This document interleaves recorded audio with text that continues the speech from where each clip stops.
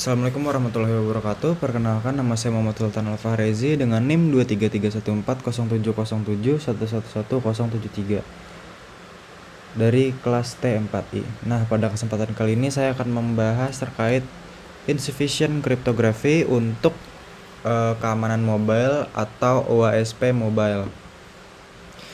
Nah, jadi insufficient cryptography itu adalah kelemahan-kelemahan yang muncul ketika developer menggunakan algoritma enkripsi yang lemah atau salah mengimplementasikan kriptografi itu sendiri.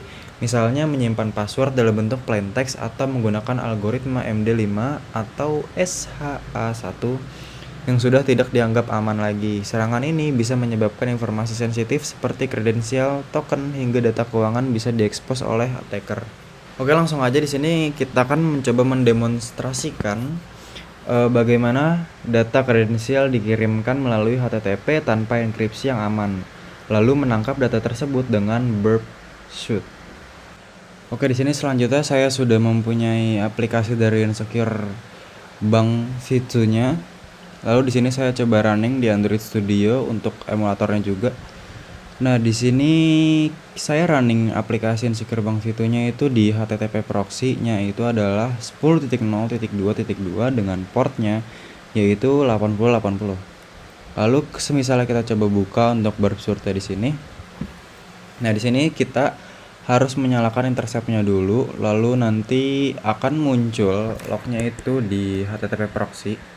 HTTP history. Jadi nanti ketika misalnya ada transaksi dari aplikasi itu ke HTTP-nya, nah nanti akan muncul di sini untuk historinya gitu. Misal ketika ada yang melakukan login, nah nanti akan ada lognya di sini.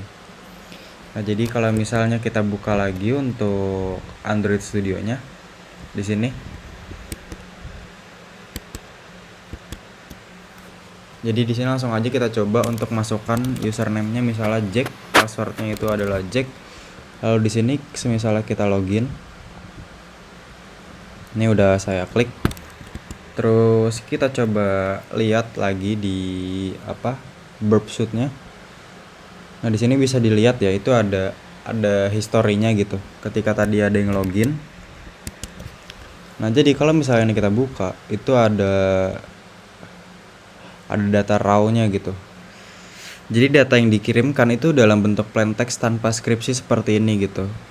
Ini menunjukkan kalau misalnya implementasi enkripsinya itu tidak memadai atau bisa dibilang insufficient cryptography. Selanjutnya di bagian mitigasi. Jadi untuk mencegah serangan seperti ini tuh ada beberapa mitigasi yang bisa kita terapkan gitu. Misalnya kita bisa menggunakan HTTPS untuk mengenkripsi komunikasi datanya. Jadi nggak kayak tadi tuh yang datanya bener-bener bisa kelihatan gitu kalau misalnya ada orang yang berniat jahat kan. Lalu selanjutnya kita bisa implementasikan kriptografi menggunakan library modern seperti Bcrypt untuk password, jadi semacam hashing gitu. Nanti kita bisa nge-hash passwordnya daripada jadi orang-orang tuh nggak bisa baca passwordnya itu apa karena di hash gitu. Jadi nanti datanya random, data passwordnya itu random, nggak akan bisa dibaca sama manusia. Sampai saat ini belum ada yang bisa untuk memecahkan Bcrypt ini. Nah, selanjutnya itu jangan pernah menyimpan kredensial dalam bentuk plain text di klien maupun di servernya gitu. Nah, di sini ada sedikit contoh. Jadi misalnya yang awalnya kita cuman naruh di variabel password, lalu langsung aja masukin passwordnya gitu, misalnya Jack. Jadi passwordnya itu sama dengan Jack. Nah, selanjutnya kalau misalnya yang udah amannya itu kita hash, contohnya itu ada ini. Jadi sebelum dikirim ke sebelum diinsert misalnya ke database-nya gitu, si data passwordnya ini itu kita hash dulu.